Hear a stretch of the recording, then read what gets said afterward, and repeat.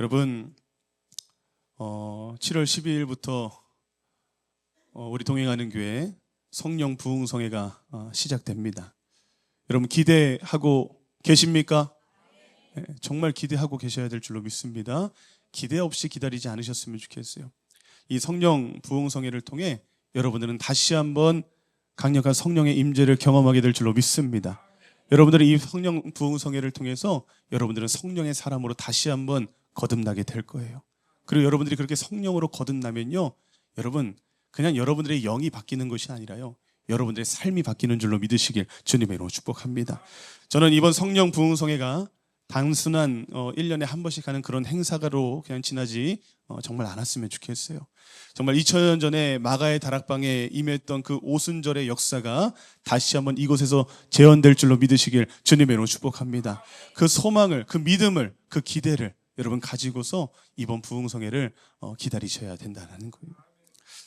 그런데 여러분, 우리가 지난 시간에 함께 나눴던 것처럼요, 이 성령 충만, 이 성령은요 그냥 임하는 것이 아니다라고 했어요. 그냥 주어지는 것이 아니다. 성령은요 준비된 자에게 주어지는 줄로 믿습니다. 성령은 준비된 자에게 임하게 되는 거예요.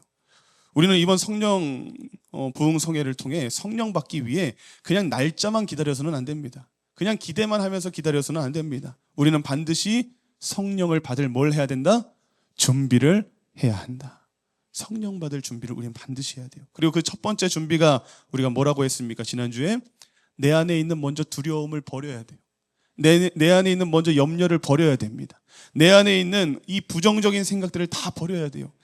이번에도 그냥 부흥회 하면 부흥회 하겠지, 이런 생각.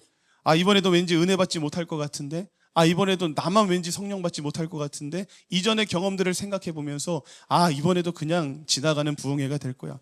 이번에도 방언 받지 못할 거야. 이번에도 무슨 치유가 있겠어. 이번에 무슨 기적이 일어나겠어. 그런 염려, 그런 두려움, 그런 부정적인 생각, 여러분 먼저 다 버리시길 주님의 이름으로 축복합니다. 이번 성령 부흥성회를 통해 여러분들이 붙잡아야 될 것은요, 그런 부정적인 생각과 두려움과 염려가 아니라 우리는 오직 무엇만 붙들어야 된다? 하나님의 약속만 붙들어야 됩니다. 우리는 하나님의 약속을 붙들고 이번 성령 부흥성회를 기다려야 된다라는 거예요. 너희는 예루살렘을 떠나지 말고 내게서 들은 바 아버지께서 약속하신 성령을 기다리라. 몇 날이 못되어 이번 성령 부흥성회를 통해 너희에게 성령으로 세례를 베풀 것이다 라고 하는 이 약속, 이 말씀만 여러분 붙드시길 주님의 이름으로 축복합니다. 그 약속을 붙들고 우리는 나아가야 된다는 거예요.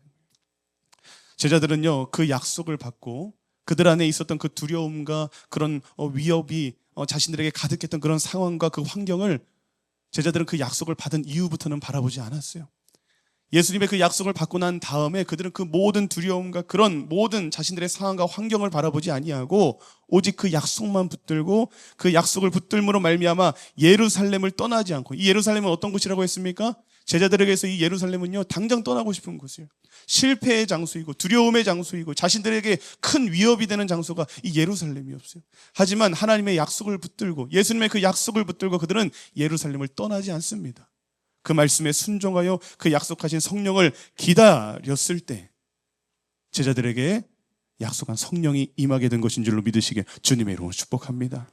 그러나 여러분 이것을 기억하시고 여러분들도 다른 것 생각하고 다른 것 바라보지 마시고 오직 주님께서 우리에게 약속하신 그 약속의 말씀만 붙드시길 주님의 이름으로 축복합니다. 이번 성령 부흥성회를 통해 내가 너희에게 성령을 주겠다, 내가 너희에게 성령의 충만함을 허락해 주겠다 라고 우리에게 말씀하신 그 말씀만, 그 약속만 붙들고 기대하며 이번 집회를 준비할 수 있는 저와 여러분들 되시길 주님의 이름으로 축복합니다. 자, 이제 오늘은 성령 받기 위한 두 번째 준비가 무엇인지에 대해서 좀 여러분들에게 말씀드리고 싶어요. 우리가 성령을 받기 위해서 두 번째 준비해야 될 것은 무엇이냐, 오늘의 제목입니다. 자, 같이 따라합니다. 회개로 준비하라. 다시 한번, 회개로 준비하라. 자, 우리가 두 번째 준비해야 될 것은 회개입니다. 우리는 회개해야 돼요. 여러분, 아직 성령을 받지 못하고 경험하지 못한 분들의 대부분의 그런 문제, 그런 성령을 받지 못한 그 이유는 무엇이냐? 단순히 기도가 부족했기 때문이 아닙니다. 단순히 예배를 안 드려서 그런 게 아니에요. 단순히 말씀을 우리가 몰라서도 아닙니다. 우리가 성령을 아직 받지 못하고 그 성령을 경험하지 못한 가장 큰 이유는 무엇이냐? 우리가 뭐 하지 않았기 때문이다? 회개하지 않았기 때문이라는 거예요. 우리가 아직 성령을 경험하지 못하고 성령의 임재가 우리에게 임하지 못했다? 그것은 아직 우리 안에 해결하지 않은 그 죄가 우리 안에 감춰져 있다는 거예요. 그런데요, 여러분, 그렇게 고백했던 베드로가요, 몇 시간도 채 지나지 않아 그는 뭐라고 고백합니까? 나는 예수가 누군지 모른다. 그렇게 당당하게 나는 예수님을 부인하지 않겠습니다 라고 고백했던 베드로가요, 몇 시간도 채 안 돼서요, 너가 예수님과 함께 했던 자가 아니냐, 너 예수님의 제자가 아니냐라고 하는 그 질문 앞에 뭐라고 말한다는 거예요? 나는 예수님을 알지 못합니다 라고 말한다는 거예요. 그리고 또 다른 제자였던 도마 역시도 굉장히 믿음이 좋았던 자였습니까? 도마도 보니까요, 믿음 없는 자의 모습을 너무나도 잘 보여주고 있어요. 예수님이 부활하셔서 자기 눈앞에 나타나셨는데도 불구하고 그 예수님의 부활을 믿어요, 못 믿어요? 못 믿더라는 거예요. 다른 제자들 역시도 예수님이 잡히시자요, 예수님이 잡히자마자 그들은 다 어떻게 합니까? 다들 예수님을 나몰라라 하면서 예수님을 피해 도망치는 그런 모습을 보여주더라라는 거예요. 예수님을 따르던 대부분의 사람들은요, 다 예수님을 떠났어요. 두려움에 사로잡혀서 숨어들었다라는 것이죠. 그러니까 오순절 마가의 다락방에서 성령을 받은 그 사람들은요, 우리가 가만 보니까 굉장한 믿음이 굉장히 좋은 그런 영웅들이 아니었어요. 정말 믿음이 좋고 신실하고 거룩하고 정말 성령 받기에 우리가 뭔가 생각했을 때 뭔가 그들은 당연히 성령을 받아야 돼라고 하는 그런 모습이 그들에게 있지 않았다라는 거예요. 이들은 오히려 실패자였고, 이들은 오히려 넘어진 자들이었고요, 이들은 오히려 도망자였고, 이들은 오히려 하나님 앞에 서기에 너무나도 부끄러운 자들이었다라는 거예요. 그런데 예수님은요, 그렇게 도망자이고 실패자이고 두려워하고 부끄러운 인생을 살았던 그런 인생 가운데에 무엇을 주셨다라는 거예요? 성령을 주셨다라는 거예요. 그런 인생들에게 성령을 주셨다. 왜 그들에게 성령을 주셨느냐? 성령은요, 다시 말씀드립니다, 완벽한 사람에게 주시는 상이 아니에요. 성령은 완벽한 자들에게 주시는 그런 상이 아니라 실패했어도 넘어졌어도 그 자리에서 회개하며 은혜를 구하는 자에게 주시는 하나님의 선물이 바로 성령이기 때문에 이렇게 실패자이고 이렇게 부끄러운 자들이고 이렇게 도망자였던 이들에게 하나님의 성령의 충만함이 임하게 된 것인 줄로 믿으시길 주님으로 축복합니다. 그러니 사랑하는 여러분, 실패했다라고 해서 주님을 피하지 마십시오. 우리가 그런 습성이 있죠. 죄를 지으면 뭐 하게 돼요? 숨게 돼요. 죄를 지으면요, 감추게 돼요. 처음에 죄를 지었던 아담과 하와도 죄를 지으니까 어떻게 돼요? 숯불에 숨게 되는 거예요. 그런데 여러분, 실패했다고 숨지 마세요. 실패했다고 주님을 피하지 마시고, 넘어졌다고 뒤로 물러서지 마시고요, 죄를 지었다라고 해서 죄책감에 갇혀 있지도 마시기 바랍니다. 그 실패한 자리에서, 그 넘어진 자리에서, 그 죄를 지은 자리에서 다시 일어나셔서 누구에게 나아가야 돼요? 우리 주님 앞에 나아가야 된다는 거예요. 감추지 마시고 숨지 마시고 그 즉시 주님 앞에 나아가 여러분들의 죄를 고백하시고 회개할 수 있는 복 있는 모습이 저와 여러분들에게 있기를 주님으로 축복합니다. 주님은 우리가 그 실패와 죄책감에 사로잡혀서 주님 앞에 나오지 못하고 숨어있는 그런 모습을 우리에게 기대하시지 않아요. 하나님이 우리에게 기대하시는 것은 무엇이냐? 그 실패와 죄책감을 가지고 더욱 주님 앞에 가까이 나오기를 원하세요. 죄를 지었다라고 해서 주님을 멀리하고 숨는 것이 아니라 죄를 지었으면 그것을 가지고 누구에게 나와라? 나에게 나와라. 나에게 나와 그 죄의 문제를 고백하고 회개하고 주님 앞에 더욱 그 은혜를 사모해라 라고 오늘 우리에게 말씀하시는 줄로 믿으시길 주님으로 축복합니다. 하지만 사단은요, 주님은 우리가 그렇게 하길 원하세요. 주님은 우리가 죄를 지으면 더 주님 앞에 가까이 나오길 원하세요.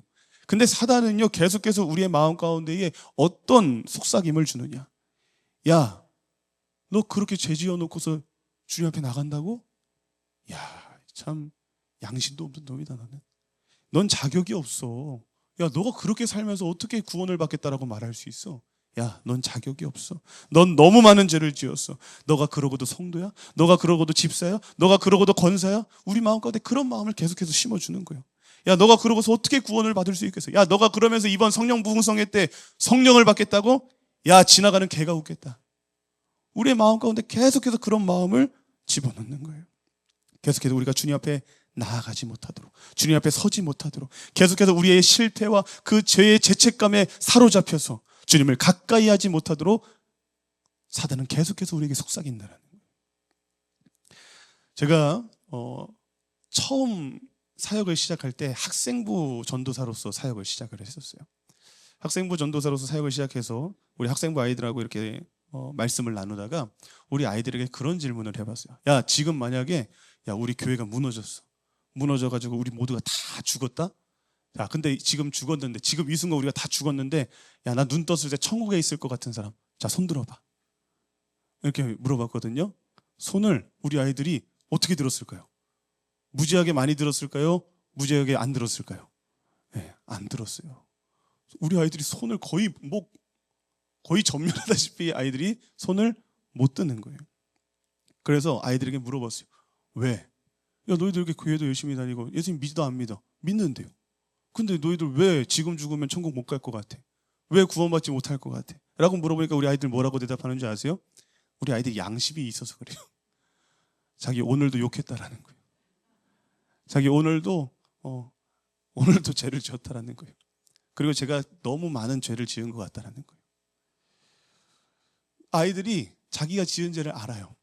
그래서 그 죄 때문에 내가 만약에 지금 당장 죽으면 그 죄가 아직 남아있어서 죄가 있어 내가 죽으면 지금 구원받지 못할 것 같아요, 목사님. 이렇게 대답을 하더라는 거예요. 여러분, 맞아요. 나를 보면요, 구원받을 수 있을까요? 못 받을까요? 못 받아요. 나를 보면요, 구원받을 수가 없어요. 너무 더럽죠. 너무 많은 죄를 지었죠.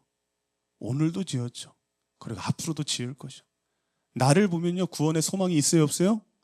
없어요. 근데 죄 많은 나를 바라보면 구원의 소망이 없는데, 이 죄 많은 나를 구원하시기 위해 십자가에 못 박혀 죽으신 예수 그리스도를 바라보면 소망이 있는 줄로 믿으시길 주님으로 축복합니다. 죄 많은 나를 바라보면요, 천국에 갈 수 없죠. 하지만 죄 많은 나를 구원하신 예수 그리스도의 십자가를 바라보면 우리는 구원받을 수 있는 줄로 믿으시길 주님으로 축복합니다.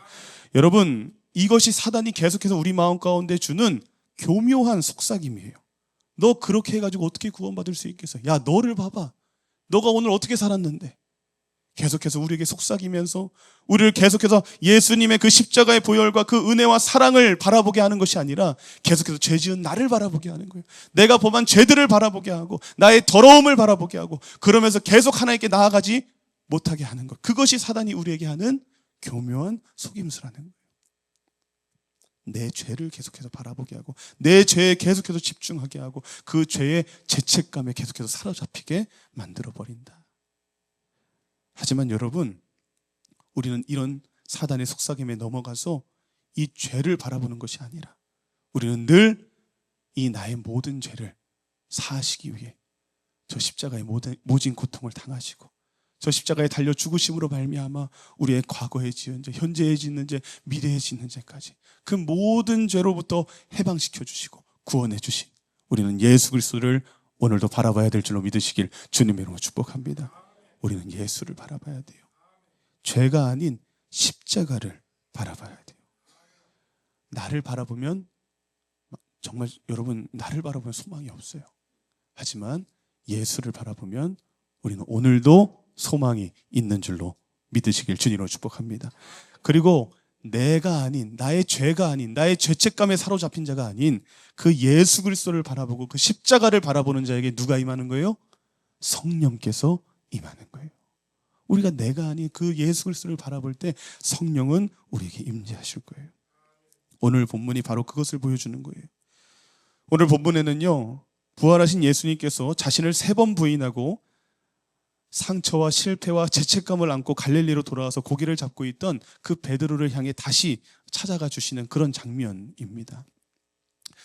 그리고 예수님은요, 그렇게 제자들을 찾아가서 이 베드로를 찾아가셔서요, 그 해변에서 숯불을 피우시고 또 생선으로 그리고 떡으로 제자들을 위해서 조반을 준비하셨다라고 앞절의 말씀을 보면 나와 있습니다. 그런데 여러분, 예수님께서 지금 숯불을 피우셨다 이렇게 말씀을 하는데, 지금 예수님께서 피우신 이 숯불은요, 그냥 의미 없이 그냥 아침 준비하려고 피우신 그런 숯불이 아니었어요. 이 숯불은요, 베드로가 예수님을 부인하던 그날 그 밤에도 그 현장에 피어져 있던 숯불이었다라는 것을 우리는 기억해야 됩니다. 이 숯불은 그냥 숯불이 아니라 베드로가 예수님을 부인하던 현장에 있었던 그 숯불을 예수님은 오늘 다시 피우고 계시다라는 거예요. 요한복음 18장 18절에 그 이야기가 나옵니다. 그때의 추운 고로 종과 아랫사람들이 불을 피우고 서서 쬐니 베드로도 함께 서서 쬐니라. 아멘.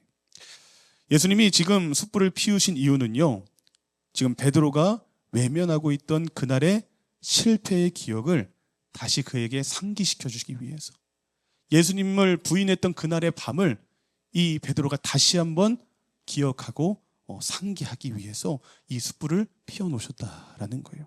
그리고 또 예수님은요, 베드로에게 이렇게 질문합니다. 15절에 보니까 그들이 조반을 먹은 후에 예수께서 시몬 베드로에게 이르시되 요한의 아들 시몬아, 네가 이 사람들보다 나를 더 사랑하느냐 하시니. 베드로야, 네가 나를 사랑하느냐 라고 예수님은 질문하세요. 그런데 여러분은 예수님은 이 베드로야, 네가 나를 사랑하느냐라고 하는 이 똑같은 질문을 베드로에게 몇 번 반복해서 하신다? 3번을 반복해서 하시는 것을 우리는 볼 수 있게 됩니다. 그렇다면 여러분, 왜 예수님은 똑같은 질문을 왜 3번 하고 있는 것일까? 못 믿어서? 좀 베드로가 좀 진심을 다해서 말해주길 원해서? 그런 이유가 아니었어요. 왜 예수님은 똑같은 질문을 3번이나 하시느냐? 베드로가 예수님을 몇 번 부인했습니까? 3번 부인했잖아요. 이 3번 부인한 베드로에게 예수님은 똑같은 이 3번의 질문을 통해 베드로가 자신을 부인했던 그날의 그 실패의 기억을, 그날의 그 예수님을 부인했던 그 기억을 다시 한번 떠오르게 하시기 위해서 예수님은 3번의 질문을 하고 있음을 우리는 기억해야 될 줄로 믿습니다. 그렇다면 여러분, 왜 주님은 이렇게 숯불을 통해서 또 3번의 똑같은 질문을 통해서 베드로가 자신의 실패 앞에 다시 한번 서게 만드시고, 왜 자신의 그 정말 죄책감 가득한 그 실패의 경험 앞에 예수님은 다시 한번 왜 그를 직면하게 하셨던 것일까? 예수님은 왜 그러신 것일까요? 베드로를 정죄하기 위해서? 너 대체 왜 그랬니? 이 말을 하기 위해서? 베드로를 책망하기 위해서였습니까? 그런 이유가 아니었다라는 거예요. 예수님이 이 숯불을 피우시고 이 3번의 똑같은 질문을 통해 그를 이 실패의 기억 앞에 다시 한번 그를 세우신 그 이유는 무엇이냐? 사실 베드로의 그 상처, 그 실패의 기억을 예수님은 치료해 주시고 다시 회복시켜 주시기 위해서 예수님은 오늘도 숯불을 피우시고 이 똑같은 질문을 통해 베드로를 그 실패의 기억 앞에 서게 하신 줄로 믿으시길 주님의 이름으로 축복합니다. 여러분, 상처는요, 감춘다고 회복됩니까? 상처는요, 감춘다고 회복되는 게 아니에요. 숨긴다고 회복되지 않습니다. 상처를 치료하기 위해서는 가장 먼저 무엇을 해야 되느냐? 그 상처를 드러나게 해야 돼요. 상처를 치료하려면 그 상처가 드러나게 해야 된다는 거예요. 여러분, 우리가 다쳐서 병원에 갔어요. 그럼 어떻게 해야 됩니까? 가장 먼저 의사에게 내 상처를 뭐 해줘야 돼요? 보여줘야 돼요. 드러내 보여줘야 돼요. 아무리 내가 보여주고 싶지 않더라도, 아무리 부끄러운 위치에 내 상처가 있다 할지라도 내가 그것을 치료받기 위해서는 어떻게 해야 되는 거예요? 의사에게 내가 온전히 그 상처를 보여줘야 된다는 거예요. 내가 붕대를 감고 갔어도요, 그 붕대 감은 것을 풀어서요, 그 상처를 보여줘야 되고, 그 상처가 잘 안 보이면요, 막 식염수 같은 거 막 뿌려가지고요, 너무 아프지만 그 상처가 제대로 보이게 해줘야 된다는 거예요.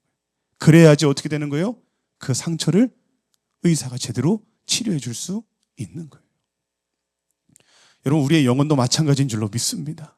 우리의 영혼도 마찬가지예요. 우리가 감추고 있는 죄는요, 치유받을 수 있을까요? 없을까요? 치유받을 수 없어요. 우리가 끝까지 감추고 있으면요, 우리가 주님 앞에 절대 이 죄의 문제를 해결받을 수가 없다라는 거예요. 우리 안에 있는 죄를 주님 앞에 있는 그대로 우리는 보여드려야 돼요. 내 안에 있는 죄를 있는 그대로 주님께 우리는 고백해야 돼요. 우리의 죄를 드러내고 고백하며 회개해야 우리의 죄는 용서받을 수 있고 치유될 수 있는 줄로 믿으시길 주님으로 축복합니다. 우리 안에 숨겨진 상처는 절대 회복되지 않습니다. 주님 앞에 가지고 나오는 상처만이 주님 앞에 치유될 수 있고 회복될 수 있다라는 거예요. 베드로는요, 자신의 실패를 인정했습니다. 그리고 자신의 상처를 주님 앞에 감추지 않고 그대로 드러냈습니다. 그리고 눈물로 회개했고, 그 실패와 상처를 넘어 예수님의 그 질문 앞에, 네가 나를 사랑하느냐라고 하는 이 질문 앞에 베드로는요, 그 상처를, 그 죄를 뛰어넘고 주님께 자신의 마음의 고백을, 믿음의 고백을 그대로 합니다. 내 주님, 내가 주님을 사랑합니다 라고 고백했어요. 그러자 베드로는 어떻게 됩니까? 그 회개의 고백 위에 회복의 은혜가 임하게 되더라라는 거예요. 그가 주님 앞에 온전히 회개의 고백을 했을 때 그의 그 상처 위에 주님께서 허락하는 치유의 회복의 은혜가 임하게 되더라. 예수님과의 관계가 회복되어졌고요, 내 양을 먹이라, 내 양을 치라 라고 하는 그 베드로의 사명도 회복된 줄로 믿습니다. 그리고 이렇게 죄의 문제를 해결하고 회복하고 나니까요, 결국 오순절날 예수님의 약속을 붙들고 순종하여 약속하신 그 성령을 기다렸을 때 베드로는 그날 강력한 성령의 임재를 경험하게 되고, 그는 성령의 사람으로 거듭나 초대교회 교회의 기둥으로서, 교회의 반석으로서 주님께 귀하게 쓰임받는 성령의 사람으로 거듭나게 된 줄로 믿으시길 주님의 이름으로 축복합니다. 사랑하는 여러분, 이번 성령 부흥성회를 통해 성령 받기를 사모하는 저와 여러분들도 마찬가지예요. 성령 받기를 사모하는 우리가 가장 먼저 해야 될 것은 회개라는 거예요. 우리가 가장 먼저 해야 되는 것, 회개다. 성령은 죄가 없는 자에게 임하는 것이 아니라 죄를 회개하는 자에게 임하는 분이시기에 우리는 먼저 이 죄의 문제를 주님 앞에 온전히 드러내고 회개하는 모습이, 그 준비가 저와 여러분들에게 있어야 될 줄로 믿으시길 주님의 이름으로 축복합니다. 여러분, 혹시 아직도 감춰놓은 죄가 여러분들에게 숨겨져 있습니까? 아직도 여러분들 안에 그 감춰놓은 그런 죄가 여전히 자리 잡고 있습니까? 아니면 아무도 모르는 은밀한 죄를 주님도 모를 거라고 생각하고 여전히 아무도 모를 거라는 그 생각을 가지고 여러분들 속에 그 죄를 꽁꽁 숨겨두고 있지는 않습니까? 여러분, 아직도 내려놓지 못한 교만이 있지 않습니까? 아직도 용서하지 못하고 미움과 증오의 감정으로 바라보고 있는 그런 사람들이 여러분 주위에 혹시 있지 않습니까? 여러분들 안에 있는 그 죄의 문제를 우리는 먼저 주님 앞에 드러내서 회개해야 된다는 거예요. 여러분, 반드시 그 모든 죄를 이번 성령 부흥성회가 시작되기 전에 다 주님 앞에 꺼내 보내시기 바랍니다. 여러분들 안에 있는 그 모든 죄를 성령 부흥성회가 시작되기 전에 다 주님 앞에 가지고 나가서 주님 앞에 엎드려 감추지 마시고 속이지 마시고 숨기지 마시고 주님 앞에 변명하지 마시고 있는 그대로 주님 앞에 가지고 나와 고백하시고 철저하게 용서를 구하시고 주님께 회개할 수 있는 그런 믿음의 모습이, 그런 성령 받을 준비가 저 여러분들에게 철저하게 되기를 주님의 이름으로 축복합니다. 하나님은 우리를 정죄하시기 위해 오늘 말씀을 통해 그 죄를 가지고 나에게 가져오라 이렇게 말하는 것이 아니에요. 여러분들을 정죄하고 여러분들을 책망하고 여러분들을 훈계하시기 위해서 그 죄를 가지고 내 앞에 가지고 나와라, 오늘 박하늘 목사를 통해서 여러분들에게 말씀하고 계시는 것이 아니에요.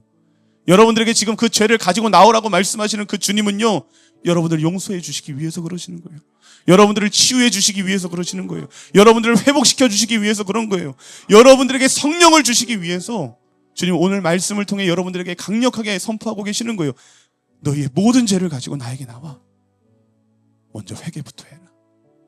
회개부터 해라. 회개를 해야 내가 너에게 성령을 줄 수가 있다. 성령은 죄 없는 사람에게 임하는 것이 아닙니다. 죄를 회개하는 자에게 임하는 것입니다. 그래서 사랑하는 여러분, 반드시 이 집회가 시작하기 전에 여러분들의 성전을 깨끗하게 청소하시기 바랍니다. 손님을 모시려면 뭐부터 해야 돼요? 집안 청소부터 해야죠. 오늘 오후에 저희 집에 에어컨 기사님이 오신대요. 그래서 어제 저희 아내가 집을 열심히 청소했어요. 오늘 아침에 저희 아이들이 어떻게 해놨는지 모르겠는데 손님을 모시려면 청소해야죠. 우리가 성령님을 모시려면요, 우리 안에 있는 죄의 문제를 반드시 해결하셔야 돼요.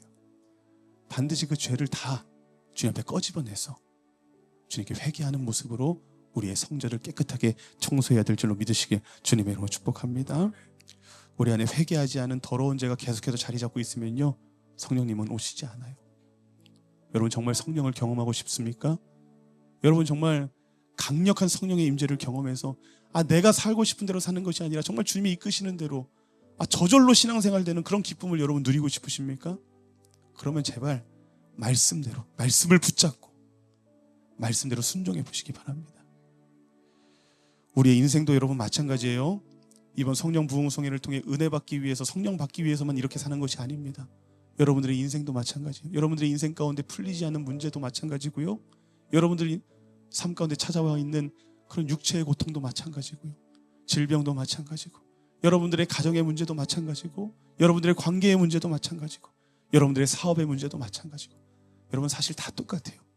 하나님께서 그 문제를 회복시켜 주시고 치유해 주시기 위해서는요, 여러분들 안에 있는 그 모든 죄를 우리의 의사 되시는 주님 앞에 가지고 나와 그것을 그대로 다 주님 앞에 고백하고 회개하는 모습이 우리에게 먼저 있어야 된다는 거예요.